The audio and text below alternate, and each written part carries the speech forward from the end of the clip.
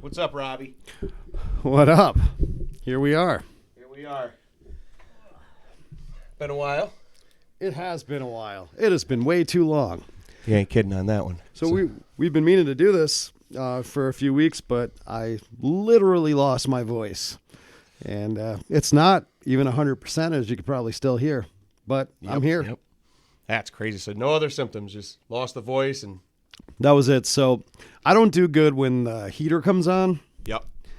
But also the day before I lost my voice, I thought it was the day before Christmas Eve. That's how long this has been going on. Jesus. And I was going to post a video of myself, a reel, singing Oh Holy Night. And you know what? I was actually doing pretty good. But it goes like this. It's like, fall on your knees, da da da da da da. But then this one part comes up and it goes da da da. You know, so I'm not trying to sing it now because I don't want to lose my voice again. So but that's how it definitely happened. Well, I hit the note and my voice cracked in the middle of it, and I woke up the next day with no voice. But there had to have been more to it, like the heat or something, because I didn't expect for almost the better part of a month not to have a voice. And I was so nervous because, well, first of all, I do radio as like a living. So RadioRadioX worldwide. And, you know, it's really hard to do that if you don't have a voice. I was struggling for a few days, and I was, usually I talk and I give a little bit of, it was just like, you just heard that and here's this. You know, I was getting through it, but then it got so bad. So I start at noon. And I end at 4 New York time. And I was halfway through the noon hour one day, and I just quit. Right? I was like, I'm done. I quit. I'll be back soon. Jeez. So how far did that put you behind? I didn't talk on the air for about a week. Still program the music, though. Okay. So at least you were still able to get some shit done. Yeah.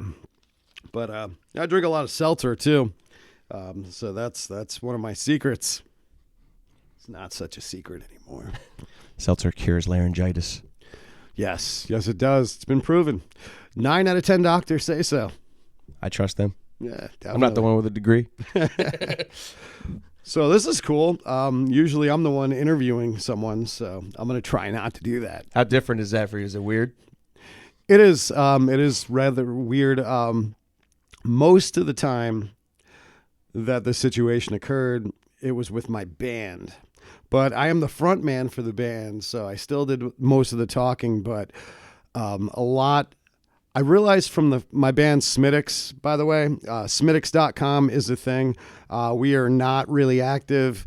Key member had moved to Montana, and that was a couple of years ago, right after the pandemic hit. So we haven't been active, but we're still a band. We always will be.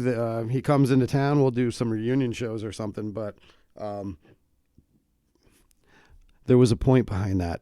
So it'll come. When I was getting interviewed with my band, I noticed from watching or listening back to those interviews, and I felt really bad for the radio or the TV host or whoever it was, I would take over the interview. Not on purpose, just because like I've been doing this for about 35 years. Yeah, so that's in your blood. That's totally... So it's in the blood. So then I decided... when we started doing other interviews after the fact, that I would kind of shut up a little bit. Maybe my guys would take over, but no, they didn't. So you had to keep the train going. I had to keep it going. Good. At least I know you're going to help me out if I blank out. Yeah. So I mean, well, here's something right here. So here's a book by Rob Smittix. It's called "Let's Have a Conversation," and this book has names like Lisa Loeb, Macy Gray, Roxy from Vixen, Doug Gray. I mean, the list goes on. Ani DeFranco. These are all people that I interviewed, but it's called Let's Have a Conversation. So if I could give any advice, that's it. Just have a conversation. That's it. Nothing forced. And these are mostly all famous people. So if I'm interviewing, because I'll interview someone that just started a band last week, or I'll interview someone that's got multi-Grammys.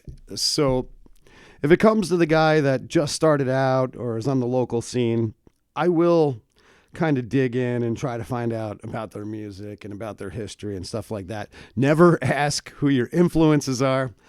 That is a rookie move. Don't do it. I totally didn't have that on my list. Yeah. I actually didn't. But Thank God. but for the well-known musicians, and I say musicians because it's usually music, but I'll interview somebody. Like I interviewed Michael Carbonaro from the Carbonaro Effect. Okay. That magician from that TV show. But I don't, if it's about music especially, first of all, I have no prepared questions. I don't go to their Wikipedia page and try to learn everything. I don't really watch other interviews that they did. And this is what most people do. And maybe you should do your homework, but it's just me because I don't want to have the same interview that everyone else is doing. I don't want to talk about what they can find on your Wikipedia page. Exactly. Or, if it's somebody that's been around for 50 years, like people already know that story. Right. No, I want to find out like, I heard you're a really good cook, or Pat Travers, right? I interviewed Pat Travers. He's a guitar legend. I did not want to talk about music at all. Why would I? That's what he always talks about. But I found out that Pat Travers was like a 3rd-degree black belt. So that's what we talked about. Yeah. I did not know that. He's called the Drunken Ninja Master, which is a movie, I'm sure. Are you coming to that show on the 7th? 7th of February? Yes, February 7th. Pat Travers is going to be in Saratoga. And my band, Ginger Jesus, we're going to be going open up for them. It's going to be a party. If you haven't got your ticket, it's sold out, but I might be able to make some magic happen. Yeah, I'm sure I can get in. Yeah, we know. For sure. Well, I haven't bought concert tickets in a really long time. Decades. It's a good feeling. And, it is a good feeling. But I will sometimes. I'll have the local bands, and I think they're funny and cute. But I'm not going to start there. They'll send me a message and like, hey, come to this show. And I'm like, maybe if I can make it. And they're like, all right, well, we got tickets. And I'm just like, I don't do that. Yeah. I'll let everybody else know, but I'm not buying one. And it's not like I'm beyond buying tickets or anything like that. But first of all, we are a ground up operation here.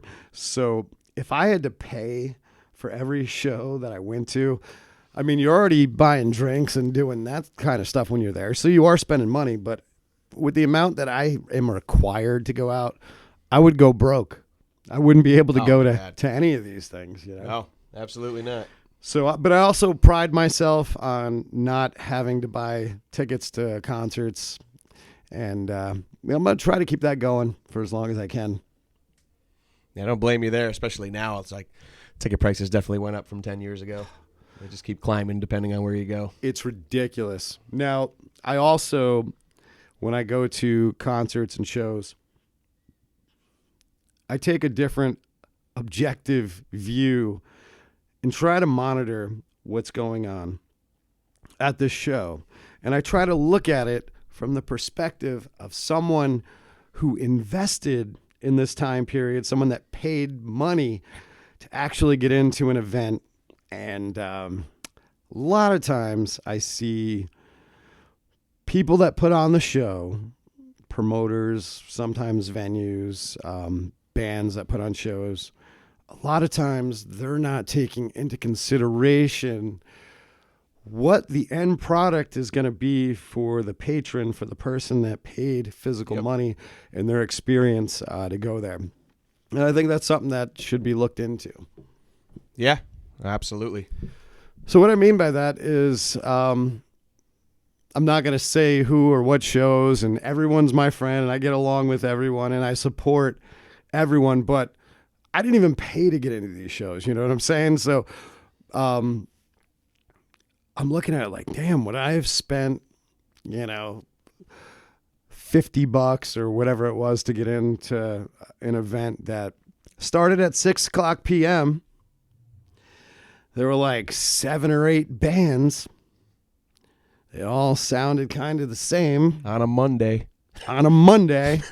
And then the main band, the big band, the famous band, the one that they were all opening up for, comes on at friggin' midnight and then announces that we have a good hour and a half in us. Honestly, no matter what band it is, even if it's one of my favorite bands, I got about an hour in me. Yeah. And after that, I'm kind of like ready for something different, ready to kind of get out. Or yeah, some of the people play a little too long. 45 minutes is Yeah. that is the G spot. Yep. Right there. That's the best set length no matter what band you are. 45 minutes is it, man. Right. Even at like people who play like 3-hour gigs, at the bars or private parties, well, besides the private parties, maybe the bars, it's different people filtering in and out. That's for that different. reason. That's After an different. hour, Right. it's kind of you want to change the pace, change the scenery, and get up, do something else. I don't blame them. That's the sweet spot. 45 to an hour. Mm-hmm. Oh, no, it sure is.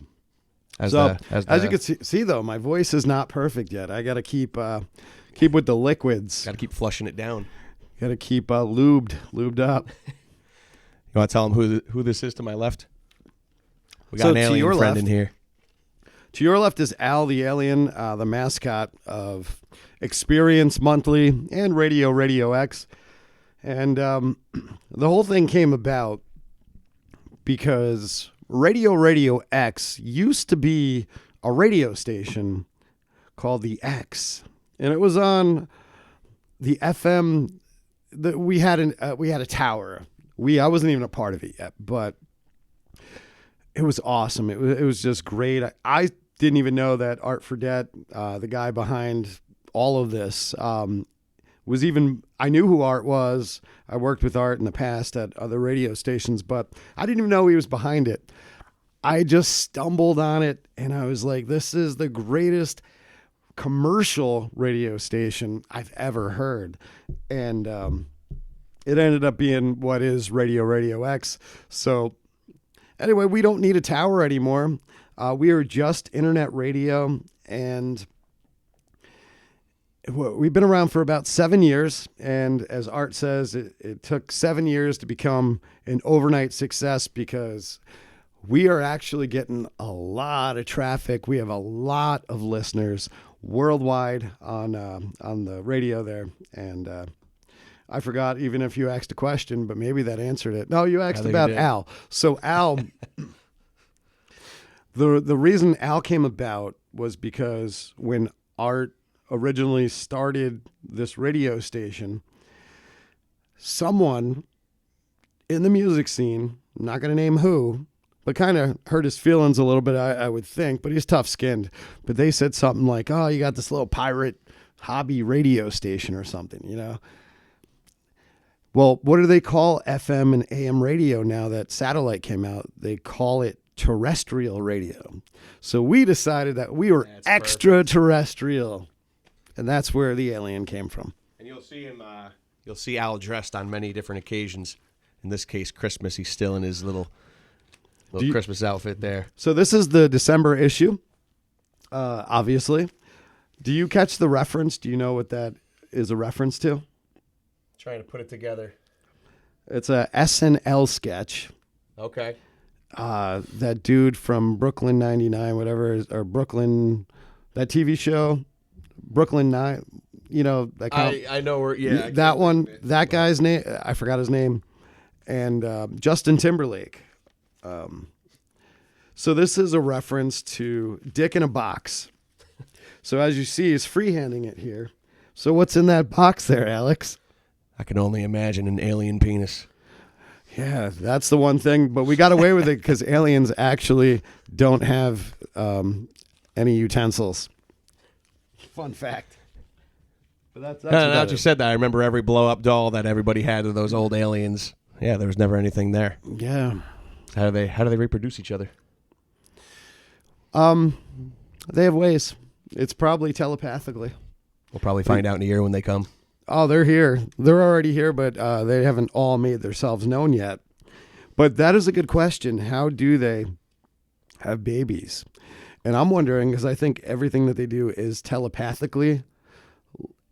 I could probably just look at a woman telepathically and be like, I'd like to impregnate her, and boom, there it is. Then just the beams come out of the eyes, and it just becomes a baby. Beams are coming out of somewhere. I wonder if it's quicker than 9 months, too, like we have here. Oh, right. It's expedited. It's like 3 days. It's 24-hour service. Yeah. So what's your take on the UFO, UAP, alien situation, drones, all that stuff? I believe, in the words of Conor McGregor, we're fooked. Well, I think they're here. I think they've been here. And yeah, I think we're about to see some crazy stuff in the next year. If I'm wrong, I'm wrong. Maybe they'll wait one more year if they're nice. I don't know. I don't know what their intentions are either. I mean, could be good, could be bad, right? well, here's the thing. I have some inside information on some of this stuff. Kind of like in the know when it comes to this, but I don't know everything. But what I do know is that some of that stuff man-made. Is it, what's the word when they find Refurbed. like a refurbished UAP, UFO as they call them, and is it something like that? Yes, there are man-made ones. Lockheed Skunk Works. Yep. Are some of them actually extraterrestrial? Yes, they are. Are these aliens from other planets? Maybe. Are they interdimensional? Definitely. And the orbs that have been really common right now, I think that they're alive. Could they be angels? Could they be something of that nature? Yes. But yeah, I'm totally under the impression that the orbs are alive. So I heard a crazy theory, and I want to hear what you think about this. So they say when we spot these UFOs or we think they're aliens, that it's actually us coming back from the future to check on ourselves or watch the past. I think that is also a very good possibility. It's pretty badass, right? So, well, here's the thing. How does time exist in different dimensions and realms compared to what's going on now? I don't know. But these things, to me, are interdimensional. How would you time travel? Probably interdimensional, right? Yeah. So a lot of people don't know, but because I pay attention and I'm in the know, the Trump assassination attempt, the one where it grazed his ear, there was a UFO in the sky. There was I never saw that. Yeah. Really? I could show it to you. Yeah, it exists. You could find it. If you try to track it down, it was buried in the news, of course. For one, maybe they didn't want you to know. For two, an assassination attempt on a former and now current president just occurred. So they were really focused on that and not the UFO, but it was there. It was there. It was real. And that made me think that's probably a time traveler, because here's a significant date in history. Here's something that's going to be in our history books, hundreds of years from now. Oh, yeah. So they were just like, this is going to happen now. Let's just appear and kind of check it out. This was probably this was probably in the future. It was probably them coming back with their kids doing like a go back in the past essay, and they wanted to see the real thing for themselves. They were doing a exactly homework assignment. That's the thing, yeah. It's like the Magic School Bus. She's bringing all the kids back. Google in the year 3000, when kids are doing homework, they just travel back in time, right? To get a good history lesson. I'm sorry, Al. I really hope you have brothers and sisters out there, and I hope this isn't true. But I mean, that would be cool too, knowing that we got to that progress. Being able to go back in time. I think that's pretty sweet. Yeah, I do think that Dangerous, might be, but sweet. I do think that might be a possibility. But what I do know for a fact is that interdimensional in different realms, whether a realm and interdimensions, they might all be the same thing, right? But I know that for a fact. Now, the other thing I think about is when we do retrievals, just like there was just a video released, I don't know if you saw it, but they said disclosure, new information was supposed to come out in these last few weeks. I think I did see this.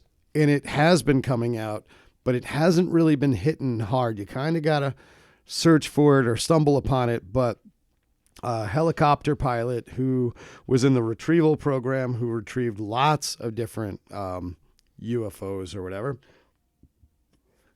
he took a video when he was flying the airplane when he retrieved an egg-shaped UFO.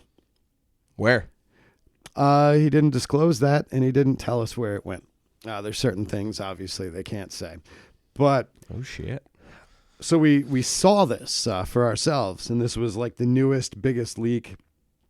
Then and right after that came, there was somebody on Reddit, I think it might have been an anonymous thing, but a very similar retrieval video also hit. So we're getting that stuff, but why would a UFO ever crash?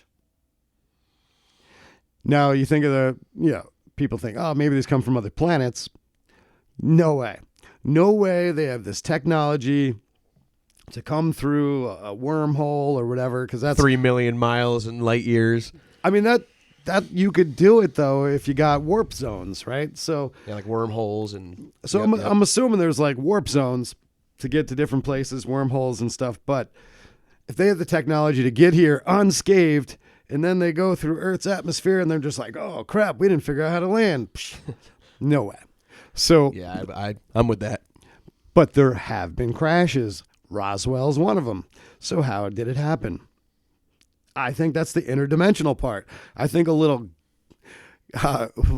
gash comes into the sky and opens up, and they're like, oh, shit. Psh. Zipper opens, they just come in, close it back up. They were like, we didn't think we were going to be this close. Psh. They had no time to think. I think that's the only way a crash would happen. I'm also thinking if they could travel at the speeds that they say they can, or, break into the atmosphere and crash, wouldn't it be unbreakable or repairable? Yeah. Some kind of thing behind it where you couldn't hit the ground, or you get to the ground and it gives you at least some kind of room where you don't have impact. I would think if they can get here, they got pretty advanced stuff. I would say so, but I think we're really in for it this year, and I think that we're going to see more and more. I mean, I think that I filmed a UFO. Oh yes, if you go to his page, he's got one that he filmed. You go to right here on the YouTube channel. It's here. So if you search for it, I filmed a UFO. Now, I've seen strange things in the sky beforehand. Never got anything on video because it was before the days that we had these phones with cameras in our pocket. Yep. But they say once you see them more. And this was the craziest thing I've ever seen. I mean, literally, it was 9 craft that turned into 3, and they disappeared. So, but afterwards, standing right out here, talking to the neighbor upstairs, and I'm looking over his shoulder, and I saw one of those Tic Tac UFOs. I'm on the draw. I'm ready. I'm like in a, those. Was it daytime, nighttime? Daytime. So it was just like colors on it. It was just what it looked like. It looked like a white Tic Tac, but it was so fast. Like I said, I'm like in one of those Western movies, man. I'm ready to like have a showdown. Yep. But I pulled it out too quick. Did not get a shot of it. I was on my way to Tulip Fest. And I was walking because I wasn't driving because I knew I was going to be drinking. I had a blast, but I didn't do any drinking or any psychedelics or anything yet. And I'm walking because I was going to hop on the bus. And up in the sky, I saw a flying saucer. Again, quick in the draw, Wild Wild West style, way too quick. But it literally went from like here into a cloud. There was no other clouds around, so I'm just like waiting. I waited like 20 minutes. You're waiting for it to come out the other side? Never came out anywhere. Holy shit. And that's the real deal. And then a couple of weeks ago, I picked up my son, and we're driving on 787. And this is where I wish I had a dash cam. Because first of all, again, being way too quick for the draw, but also I'm driving. But my son was in the passenger seat. We both witnessed this together. Big white light. I'm talking like, got to be like I estimate it because they say planes are usually like 30,000 feet in the sky, right? Yep. Yeah, so I 30, estimated it 35. like that. This thing was like opened up the sky, big white light. It fell down like within a second, like all 30,000 feet to maybe 50 feet off the ground. Wow. And as it fell down, it shrunk. It went from being really big to like smaller, and then it just shot off. And that was it. That was Never it. came back. Nope. What do you guys think about this? That's some pretty crazy shit. So I told my son, I said, welcome to the club, son. You ever seen anything? Trying to think. Just lights. I mean, different lights going up and down. Definitely recently I've been seeing a lot of like the orb lights that you're saying, like, and for a second when I'm driving I'll think they're staying in the same spot, and then it just shoots to the right, stays there for a minute, and no movement, no spinning. Yeah. There was one case where one went behind the cloud, kept creeping back, and I'll put the video on here if I find it. It was pretty creepy though, but lately, definitely a lot more. I predict they're coming back on the 4th of July when we already got lights in the sky from fireworks. Well, here's the thing. So I got this UFO video right on this YouTube channel. So find it, check it out, because it's very special. But it's not going to be special for long, because every single person, I think, on the face of the planet pretty soon is going to look up, and you're all going to see him. And I know a lot of people are like, they always say, oh, I can't wait. I really want this to happen. Oh, it's about time. Disclosure. I don't know, man. Careful what you wish for. It could be AI versus aliens. The whole thing could be AI. Who knows? They were warning us with the Terminator. That was just the beginning. Got AI, and now we got aliens on top of that. Al, we hope you're friendly. We hope your parents are as well. So where can they find that? Is that on the No MSG TV? Yeah, right channel? here. No MSG TV. So that's here. So, yeah, I just really think that we need to be careful about what we wish for and what we hope for. And it's going to come no matter what. But, man, I think... But are we prepared?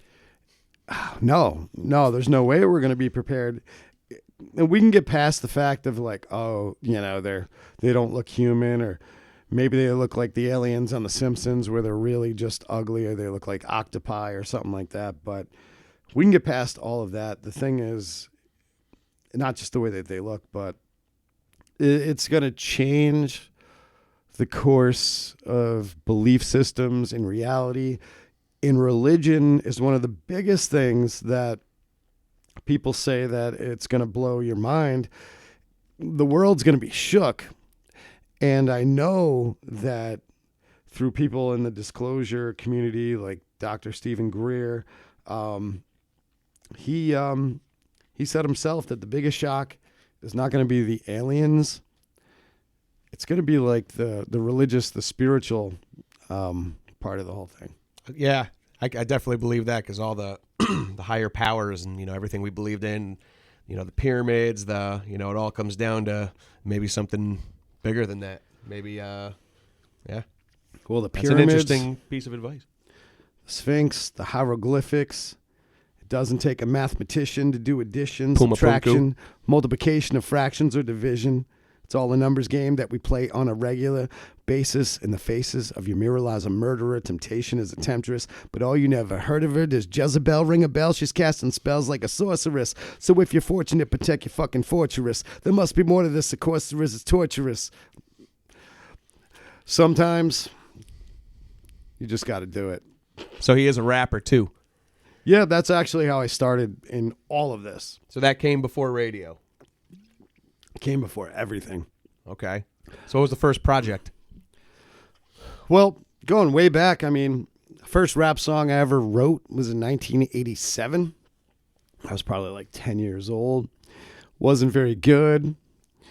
I was really into the rap when it came out. That really old school stuff is part of like what I was growing up in. But then, I don't know, I didn't really like the direction that rap was going too much. So kind of got into like everybody was into, Headbangers Ball and the heavy metal and stuff like that back then, which a lot of that they wouldn't even call heavy metal anymore. But so I got into that. But then that really kind of got cheesy. Got into my parents' record collections. Got into my grandfather's record collections. But speaking of records, I also got myself 2 turntables and a microphone. And I was like 13 years old, grew up in the hood, had the turntables, was doing the scratching. Back then, you would go to the record stores. You'd always have to buy 2 of the same record if you were going to try to do the really good mixes. People that do the mixes, they know that, spending all that money. And that's how I got started. So I was rapping. I was a kid in the neighborhood with the turntables. People would come over. They'd rap with me. Gangs were really on the rise at that time. And long story short, I had some troubles. I transferred because of gangs to the country to get out of the hood and to live. And I hated it so much because I'm a city boy and that's what I'm about. So my dad, he knew it was kind of like hurting my feelings. So he played a little bit. So we set up a music studio, and I was writing all sorts of hip hop mostly, but whatever really worked. And my dad and I wrote a jingle for Snapple, and Snapple. No shit. Yeah. Snapple bought it, and I became an international commercial. I don't know. It was international. And for 7 years, I got royalty checks. And they started out really big. It's funny how royalty checks work. I don't know if you ever got them. Nope. But the first one is always the big one. So I think it was like 6,000. Next one was like 5. They kept going out 4,000, 3,000. Then you're getting into the hundreds. Then you're getting into the 20s, 25. I think my last check was for like 35 cents. So they knock on your door and they give you the big check. Is that how it works? How is that? They just send it to the mail. The old-fashioned way. Okay. And I bought a Camaro, and I was still in high school. And so now I have this international commercial, and they had phone books back in the day, and Doug Daniels and Maria Chambers from WEQX found out that this kid from Albany wrote a Snapple commercial, and they tracked me down. So next thing you know, I'm on the telephone with WEQX, and they're interviewing me. And then on the spot, I did a rap about EQX. Just like freestyle on And there? Yeah, because I didn't know they were calling me. I didn't even know this was going to happen. So yeah, I was just like, oh, because I listened to EQX. And so I made up an EQX rap on the spot. And then Doug Daniels says to me, he says, what are you going to do? Because I was still like a junior in high school. And I was like, man, I don't really know, He was like, well, why don't you get into radio? And I was like, never really dawned on me. And he was like, well, you actually have an international radio commercial, so you... Might as well at that point. Well, he was also pointing out, like, I actually am in radio. I just didn't realize it because I thought it was just music, And then I was like, oh, cool. So I graduated high school early. I went to the New School of Radio and Television. I wish that place was still around. And where is that? It was in Albany. The New School was actually open until like a year or so ago. Phenomenal. Just great. And they had job placement, which is really cool. It's helpful. So they told me to pick which radio station I wanted to work at. And I ended up interning for like 2 weeks. And then they hired me. So now I'm working at the Edge. And so now I'm working at the Edge. I'm producing occasionally Howard Stern locally. The local, how would they call it? The local Edge. That was, I think that's what they call it. Local Edge. Co-produced that.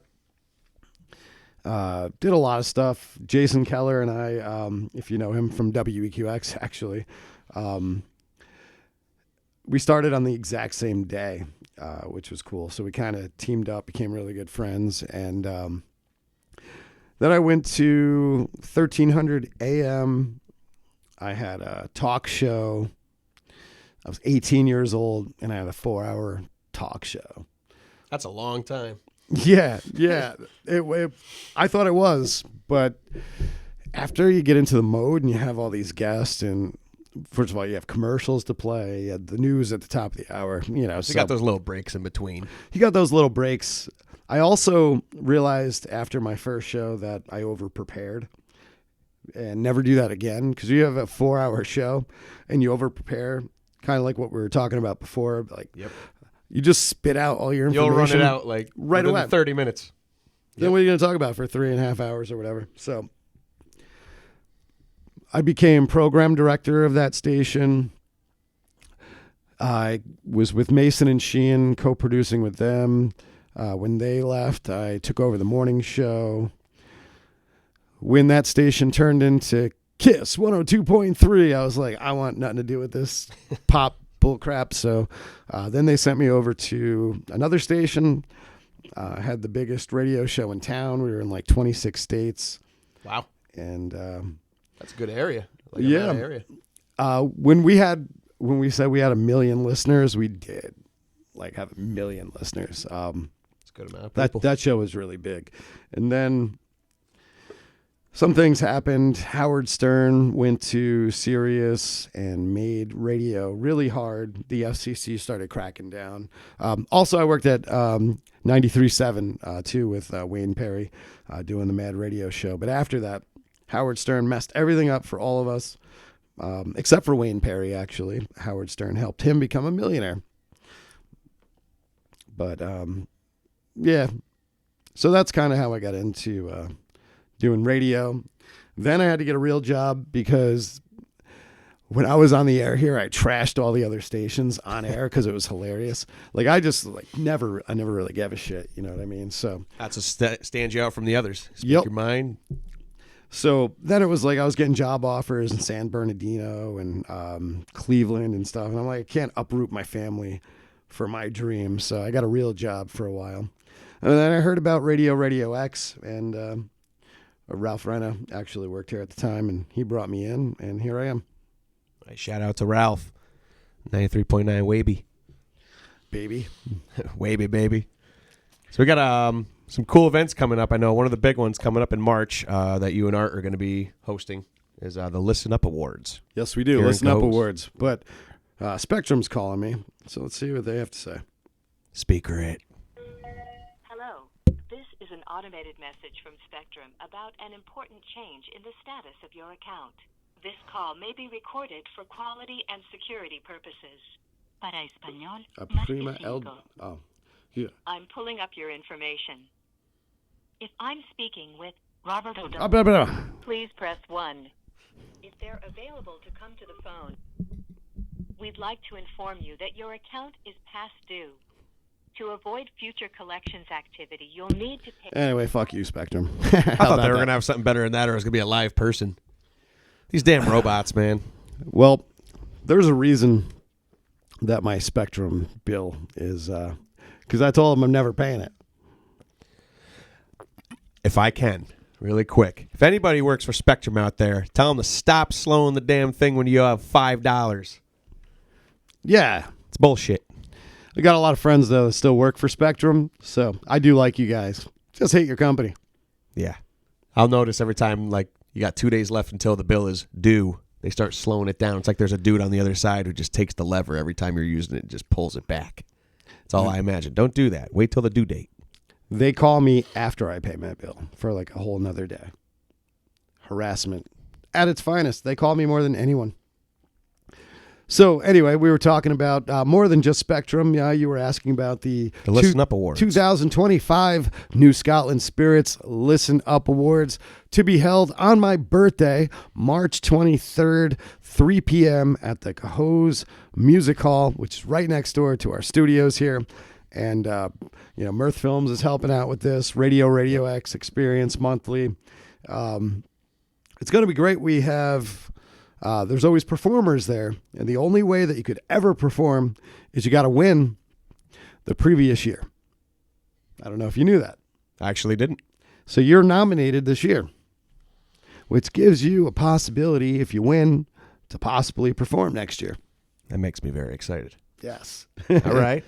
I hope that happens. This year, we have, it's really cool, different groups that we got. We got DJ Good Life, going to be opening up the thing, just spinning and doing what he does. Yep. We got The Hauntings.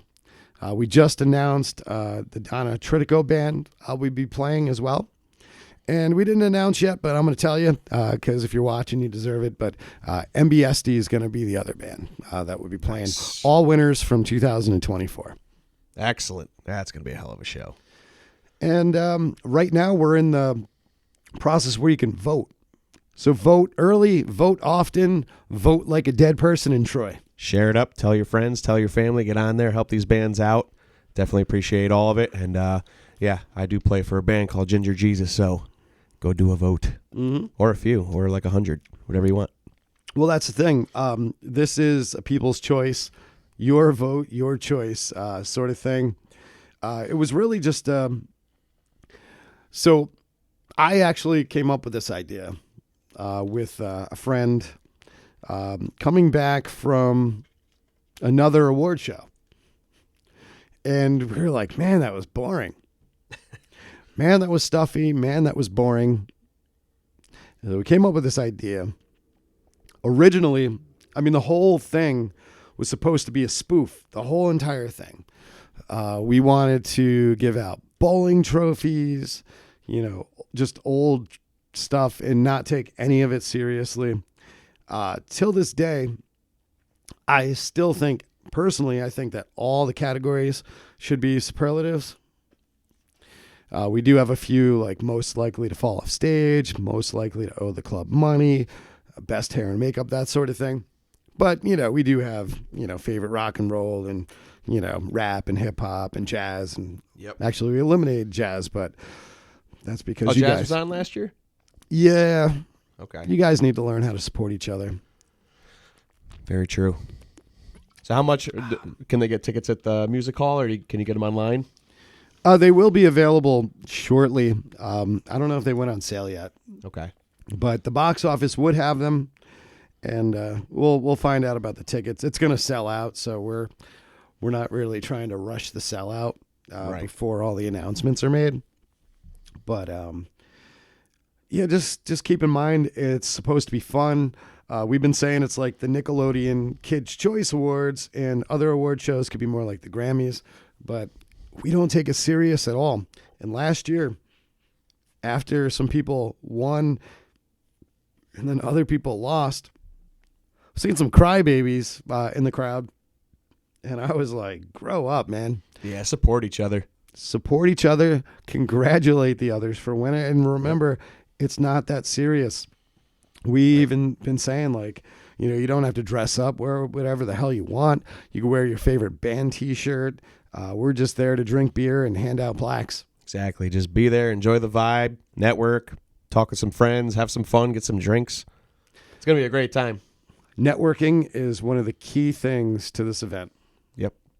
So if you're in a band and you want to meet some people, different people to play out with, and, you know, you might find like-minded people and people that kind of play the same style. But I don't know about you, but we were talking about like set times and stuff before. Like 45 minutes is like the best set time. Yep. You're not overdoing it. You leave them wanting more. But also when it comes to booking shows, at least me personally, I love to see a mix genre show. You don't see enough of these, but that really breaks it up, man. Imagine going to see like some like, you know, smooth. Oh, no, not smooth jazz, because smooth jazz is the worst. Imagine going and see some real jazz and seeing, you know, a rapper right after that, and then seeing a rock and roll band. I've been seeing that a lot. I've been seeing a lot of metal shows bringing on rappers. I think it's awesome. I've been seeing, like, the bills have been so mixed lately. And you used to kind of get that at, like, Big Day Out or some of the festivals they did. Yeah. But not to that extent, not that different of genre. But I think it kind of gets everybody together, and some people like show up to those shows and you don't even know you like that genre until you might see somebody perform and You know, it kind of opens the doors. I think it's great. I think that's a cool way to do. I don't know how long we've talked because I feel like we just have a good flowing conversation. But I'm going to look at the camera quick and see how long it's been. What's your guess? 27 minutes I'm just 27 minutes. 27? Going 31. Ding, ding, ding, ding, ding, ding, ding, ding.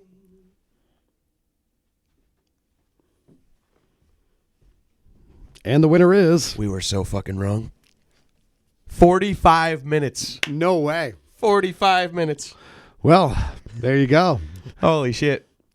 I knew it felt out. There was a lot I had to say. I had to get a lot off my chest. So, all right, we like to hear it, man. So is there anything else that you'd want to know about me? I got a few funny questions. Oh, yeah? Let's see. So let's learn one of Rob Smittix's pet peeves. What's a big pet peeve you got? I think the thing I hate the most is, and this actually still is occurring with me on a daily basis. You know when like you see somebody, and I'm not just talking about somebody on the street, and you say hello and you get nothing back.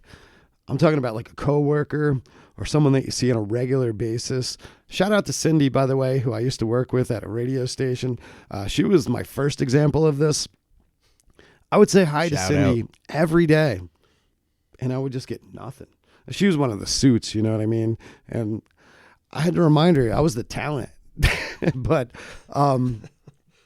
no, I just hate that. It's like you're too good to say hello, good afternoon, good morning. So then I make a point to say it more and to be more like, good morning, Cindy, you know? Well, there's this girl that I see every day. I don't know her, but I see her every day. Like we cross paths, you know, out there. And so I say hello, get nothing, man. That drives me nuts. Like, that's bullshit. What's the deal? It's funny you say that because a couple weeks ago I was at Sturt's. And, Sturt's. Yeah. Sturt's. And the lady behind the counter, I got somebody in front of me. I'm getting up to the counter, and she's talking to that lady. Fine, like she knew her for years. I get up to the counter. She starts talking to the person behind me.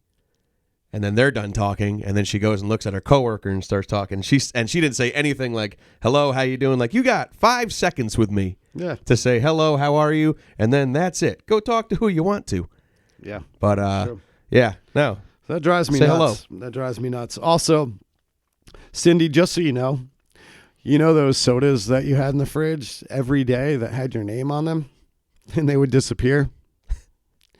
I only did that because you were such a bitch. There you go. No soda for you. You're welcome.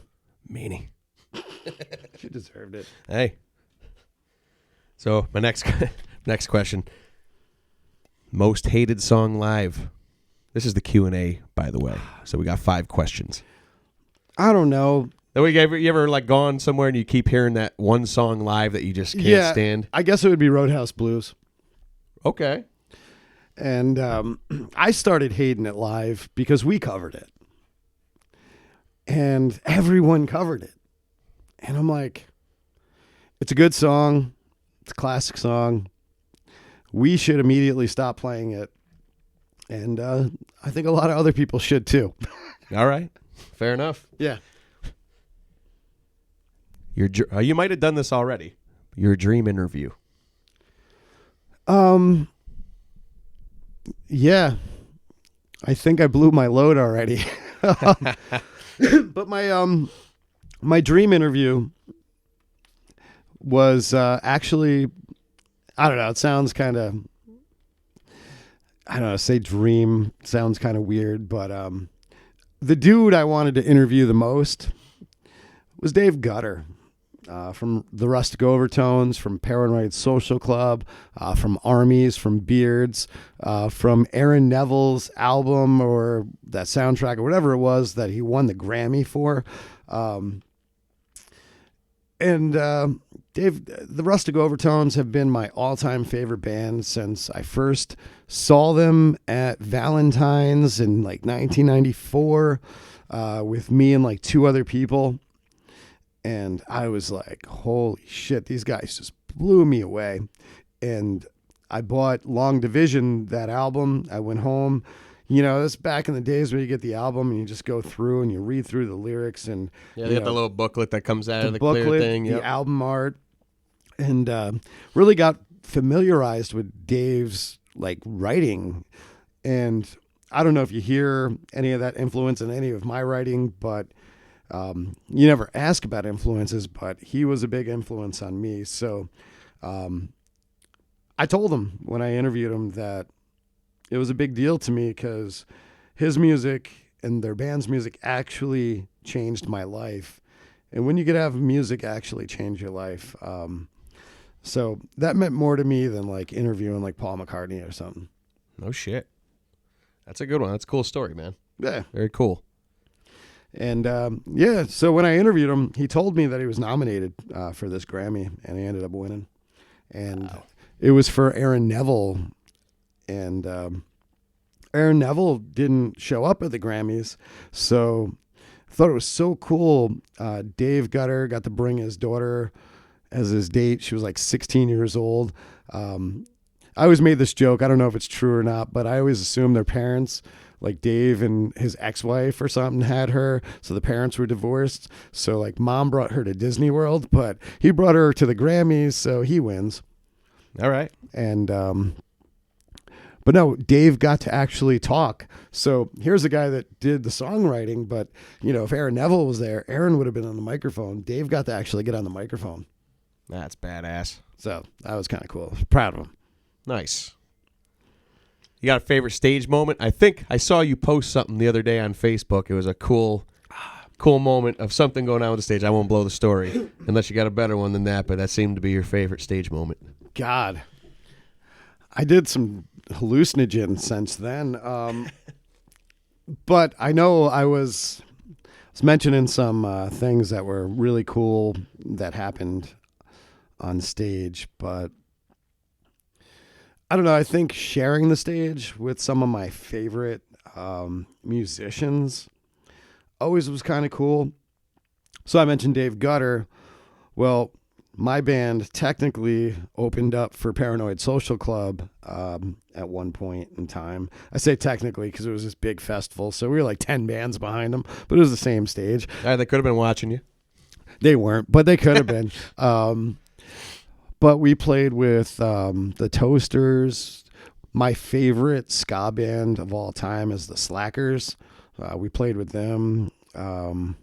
Played with Reeves Gabrels before in a project that he had, Jeebus. So that was pretty cool. Played with Will Wood and the Tapeworms. Just that some of these were my all-time favorites, the groups I listened to the most. So like, just share the stage with them. That was kind of cool. Yeah, I haven't done that with my favorite bands yet, but I can imagine that feeling. Just you're all there at the same moment, setting up, sound checking, doing the same thing, and you're all there living the moment. That's really cool. Actually, maybe this was what you're referring to. I'm not sure, but it wasn't my band, but my favorite on-stage moment ever would have been when NoFX. This is the one. It is? Yep. Yeah, NoFX brought me up on stage in Montebello, Quebec, Amnesia Rock Fest 2014. I was hanging out with the guys all day, but it was before they hit the stage. I was smoking a lot of cigarettes with El Jefe's wife, and we were hanging out. So I had all access. The only pass I didn't have was performer because I wasn't performing. And she starts going up on the stage, and she was like, "Come on up." And I'm like, "I don't have that pass." She goes, "You're with us." And I was standing on the stage. Man. It was literally me, El Jefe's wife, and Travis Barker, and a bunch of other people. I don't know who the hell they were. And I'm looking out at what looks like 1 million people. That was awesome, man. That was the best. That's a once in a lifetime moment right there. Yeah, I would say so. I would say so. That was really cool. And yeah, I mean, I come to the conclusion. I mean, I'll never perform in front of that many people, but at least I got to see what it looks like. Yeah, how's that feel? How's it look like? That's got to be crazy. Well, there were 1 million people in town that day. And I'd say about 1/4 of that million was actually in the show, and the rest were just out in town. So it looked like I looked It looked like 1 million people. That's insane. You It see was- it on TV, but I'm sure there ain't nothing like walking on and just No. seeing that for yourself, No. especially with those guys behind you. It was ridiculous. And it was cool. Like, NoFX actually took the time, every band member individually, to listen to some of my music, which I thought was cool. That's fucking awesome, man. This guy's had a great life. He's still got a full life ahead of him. Yeah. What's going to come next? Well, I think the aliens are going to intercept, and we'll see what happens from there. But honestly, I think the most important thing right now is to get right with yourself, to get right with, I don't know if you want to call it God or the universe. I'm not religious at all, but there is more to this. Higher power, if you will. Higher power, if you will. But get right with it. You know what you need to change. You know how you can improve, and you know what you have to do to achieve it. And at least you got to try, because it's a spiritual war going on right now. It's a war of the mind. And I don't get down with politics either way. I think you're all stupid. So, but yeah, just work on yourself. I think would be the most important thing I could mention for people to do. Yeah. Better yourself every day and learn from the previous day. Every day is chapter 1, really. That's right. Absolutely. So one more question. I think this is the most important question I've ever asked anybody. That's a lot of pressure. Pineapple on pizza or no? 100%. Dude, yeah. Hell yeah. Oh, man. Dude, I thought you were going to be on my side with this. have you tried it? Yeah, I just can't do it. But somebody said something the other day, and I'll give it to them. I'm not for the pineapple and ham, and I'm not for just pineapple, but pineapple and bacon. I would try that. You should. I still won't like it. I'll probably end up taking the pineapple off, but I still, how can you hate something if you haven't tried it? You know what I mean? Do you generally like pineapple to begin with? I love it by itself or, in a cocktail. No, I think Hawaiian-style pizza's excellent. And I think that people that hate on it should at least try it before they hate it. Then, once you hate it, just like I always say, at least you tried it. Yeah, exactly. Like my wife. She hates sushi, but she ain't ever had it. So, I just had some fire sushi today. love it. It's the best, but, at least give it a shot. Exactly. Well, there you have it. Rob Smittix. Yes. That was a great time. Great conversation. Great energy. Hope you guys enjoyed it. Thank you for joining in on episode 2 of On the Record podcast. We'll catch you later. The pleasure was all mine. Later. Peace. Nice.